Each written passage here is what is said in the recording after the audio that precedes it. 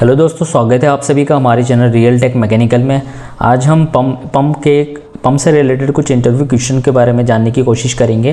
ठीक है, तो चलिए देखते हैं, वीडियो को शुरू करते हैं। पंप्स, ठीक है। अब इंटरव्यू हमसे सबसे पहले पूछता है कि what is pump and types of pump. ठीक है, सबसे पहले हमें पंप क्या होता है और उसके टाइप क्या क्या होते हैं, ये हमें जानना बहुत ज़रूरी होता है। ये एक बेसिक क्वेश्चन है। ठीक है, तो आपको ऐसे बताना है कि machine design for moving liquid and add energy to them is pump. ठीक है, यानी कि वो मशीन जो लिक्विड को मूव कराने के लिए डिज़ाइन किया गया है ना, उसमें एनर्जी को ऐड करता है तो उसको पंप कहते हैं। ठीक है, इसके टाइप्स क्या कहते हैं। सबसे पहला होता है सेंट्रीफ्यूगल पंप। सेंट्रीफ्यूगल पंप में दो टाइप का होता है, एक होता है हॉरिजॉन्टल पंप, वर्टिकल पंप, यानी कि हॉरिजॉन्टली माउंटेड होता है और वर्टिकली माउंटेड होता है। इसमें दो टाइप का होता है, एक होता है सिंगल स्टेज और दूसरा होता है मल्टी स्टेज। इसी में भी same single stage and multi stage type का होता है। ठीक है, तो यहाँ पे कुछ आप पिक्स देख रहे हैं कि इसमें single stage pump, multi stage pump दिखाया गया है। हॉरिजॉन्टल, ये हॉरिजॉन्टल टाइप का है दोनों, और ये वर्टिकल टाइप का है। इसमें ये इम्पेलर की संख्या एक है, इसलिए इसको सिंगल स्टेज बोलते हैं, और यहाँ पे इम्पेलर की संख्या एक से ज़्यादा है, इसलिए इसको मल्टी स्टेज बोलते हैं। सेम इसी में ये वर्टिकली है, तो इसमें एक इम्पेलर है, इसको सिंगल स्टेज बोलते हैं, और इसमें एक से ज़्यादा इम्पेलर है, इसलिए इसको मल्टी स्टेज पंप बोलते हैं। ठीक है, इसमें जो एक चीज़ ध्यान देने बात बात ये है कि जैसे ये पंप है, इसमें क्या होता है, सक्शन यहाँ से हो रहा है। ठीक है, सक्शन यहाँ से लेकर यहाँ से डिस्चार्ज हो रहा है। ठीक है, अब इसमें क्या हो रहा है, सक्शन और डिस्चार्ज एक ही टाइम से हो रहा है। यहाँ नीचे से सक्शन करके फिर उसी ऊपर से यहाँ से डिस्चार्ज हो रहा है यहाँ से। ठीक है, और इसमें क्या, इसमें ये जो सिंगल स्टेज हॉरिजॉन्टल पंप है, ये जो हमारा पॉइंट देख रहे हो आप, ये वाला पॉइंट, ठीक है,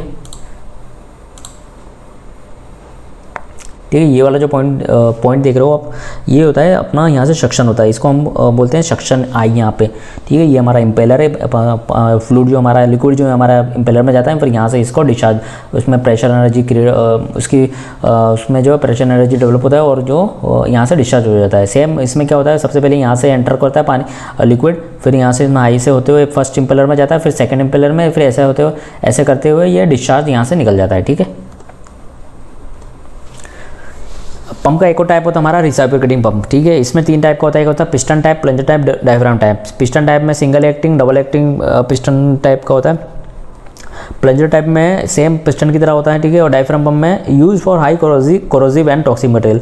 ये डायफ्राम पंप का यूज़ जो होता है high corrosive and toxic material के लिए यूज़ होता है ज़्यादा, जैसे कि DS हो गया, मिथेनॉल हो गया, इन सब को ट्रांसफ़र करने के लिए डायफ्राम पंप का यूज़ होता है। और ये जो एयर ऑपरेटर होता है, इसमें कोई इलेक्ट्रिसिटी से ये नहीं होता है। ठीक है, ये इसमें एयर के थ्रू होता है। इसका जो प्रिंसिपल है वो हमारी ह्यूमन लंग्स की तरह काम करता है। जैसे एयर जाता है उसको एक्सपैंड होता है, सक्शन और कोलैप्स होता है। ठीक है, सेम उसी की तरह से काम करता है। ठीक है, इसको शॉर्ट में AODD भी बोलते हैं। एक और होता है रोटरी पंप। इसमें तीन टाइप का होता है, एक होता है स्क्रू पंप, दूसरा गियर पंप और स्लाइडिंग वेन पंप। ठीक है, स्क्रू पंप का यूज़ जो होता है वो स्लज और हाई विस्कस मटेरियल के लिए यूज़ होता है। ज़्यादातर ये यूटिलिटी यूनिट में होता है, जैसे RODM, RWP, TP, ETP, इन सब यूनिट में इसका यूज़ होता है। ठीक है, अब ये है कि इंटरव्यू में कई बार ऐसा पूछ लेता है, वाई द रिसिप्रोकेटिंग या rotary pump are called positive displacement pump. ठीक है, तो आपको इसमें ऐसा बताना है, this pump can not run ideal, यानी कि इस पंप को हम आइडियल नहीं रन कर सकते। During each revolution they deliver some of liquid to discharge chamber. ठीक है, यानी कि प्रत्येक रेवोल्यूशन में वो कुछ ना कुछ लिक्विड जो है डिस्चार्ज करते हैं। ठीक है, तो इसको हम वाल्व को क्लोज करके नहीं चला सकते। So we can not close the valve, discharge valve during operation. If we close the impeller jam and line will burst. ठीक है, अगर हम उसको डिस्चार्ज वाल्व को बंद करेंगे तो फिर इम्पेलर जाम हो जाएगा और लाइन को ब्लास्ट होने का खतरा रहता है। ठीक है, अब ये कई बार ऐसा कई बार ये पूछ लेता है कि how many types of impeller, यानी कि इम्पेलर के टाइप्स कितने होते हैं। ठीक है, तो आपको बताना है तीन इम्पेलर के तीन टाइप्स होते हैं। एक होता है close impeller, semi close impeller, open impellers. ठीक है,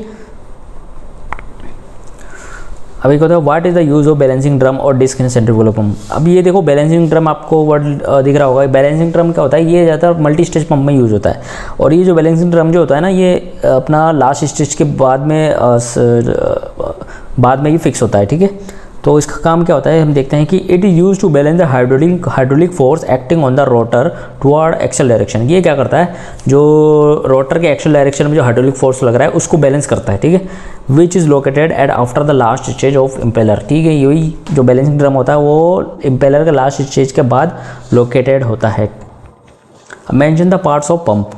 आपको इंटरव्यू में ये पार्ट्स के बारे में पूछ सकता है, तो आपको बताना है कि इसके कौन कौन से पार्ट्स होते हैं पंप के। सबसे पहले होता है कैसिंग, फिर shaft sleeve, impeller, wearing, mechanical seal, oil seal, thrust and radial bearing and coupling, ठीक है।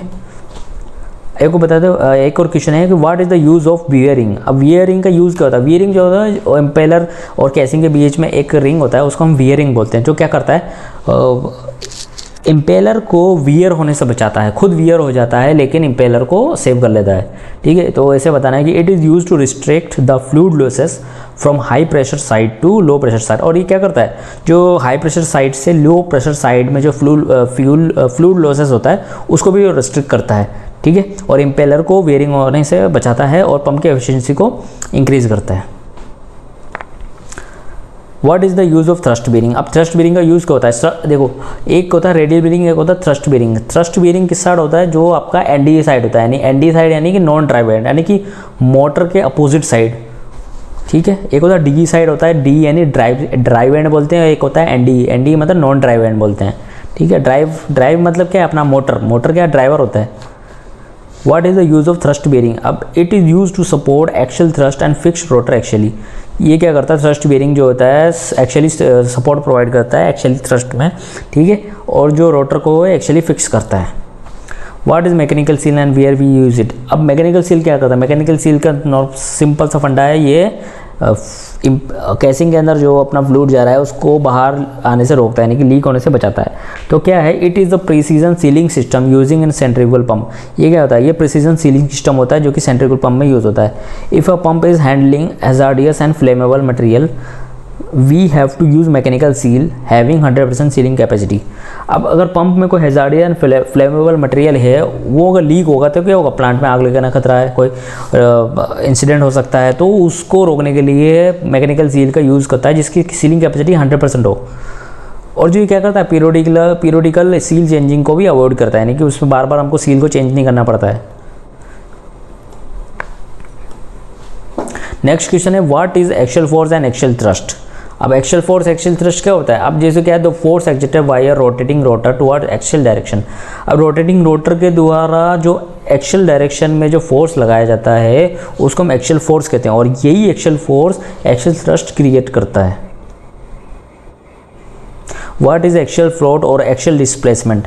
अब एक्सियल फ्लोट एक्सियल डिस्प्लेसमेंट क्या होता है, जब हम शाफ्ट को आगे और पीछे की तरफ कंप्लीटली मूव करते हैं, यानी कि रोटर को शाफ्ट में जो रोटर माउंटेड होता है उसको हम आगे और पीछे की तरफ जो एक बार मूव कराते हैं, जो अपना टोटल मूवमेंट आता है उसको हम एक्सियल फ्लोट या एक्सियल डिस्प्लेसमेंट कहते हैं, यानी कि टू और fro motion of rotating rotor towards axial direction. What are the axial balancing system used in centrifugal pump? Axial balancing system जो सेंट्रीफ्यूगल पंप में यूज़ होते हैं वो कौन कौन से होते हैं। सबसे पहले बताना कैसे कैसे कर सकते हैं। Using double suction impeller, drilling several holes through impeller shroud near impeller hub, ठीक है। Using balancing disc. अब जैसे यही बैलेंसिंग डिस्क के बारे में आपको बताया था। What is the use of radial bearing, ठीक है। अब रेडियल बेरिंग के यूज़ क्या होता है, it provides support to whole weight of the rotor. ये रोटर के पूरे वेट को सपोर्ट प्रोवाइड करता है and allows to rotate free and freely, and rotor को जो है फ्रीली रोटेट करने में हेल्प करता है। Also avoid radial movement of rotor, और जो रोटर है उसके रेडियल मूवमेंट को अवॉइड करता है। What is the use of diffuser. अब डिफ्यूज़र का क्या यूज़ होता है, डिफ्यूज़र क्या होता है, it is use to convert velocity energy to pressure energy. अब इम्पेलर में जो फ्लूइड आया उसकी वेलोसिटी एनर्जी को प्रेशर एनर्जी में कौन कन्वर्ट करता है, डिफ्यूज़र, ठीक है। नेक्स्ट क्वेश्चन है what is the use of lantern ring. अभी लैंटर्न रिंग किस पंप में यूज़ होता है, जहाँ पे हम मैकेनिकल सील की जगह पे ग्लैंड पैकिंग यूज़ करते हैं। ग्लैंड पैकिंग भी एक तरह से सीलिंग का ही काम करता है, ठीक है। तो इसको लुब्रिकेंट करने के लिए जो रिंग का यूज़ होता है उसको लैंटर्न रिंग कहते हैं। It is use to supply lubricant to gland packing. Before installing a mechanical seal what is the main things we have to check. अब मैकेनिकल सील को इंस्टॉल करने से पहले क्या क्या चेक करते हैं, ठीक है। सबसे पहले चेक करना है कि axial and radial movement of the shaft, भाई उसका एक्शियल डायरेक्शन में और रेडियल मूवमेंट में कंप्लीट मूवमेंट चेक करना है वो शाफ्ट का, ठीक है। और ये जो रीडिंग जो है डायल गेज लगा के हम चेक करते हैं, ठीक है। सेकेंड है run out of the shaft.